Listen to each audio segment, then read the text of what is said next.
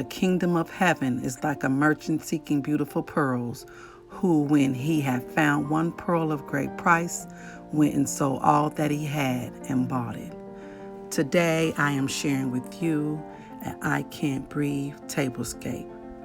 This is a hosted collaboration from Heaven's Pearls. Heaven's Pearls is a group founded by Candy, DIY Designs by CCW. Also, we have Tammy from Me, Myself, and DIYing It. We have Erica, Love is the Main Key.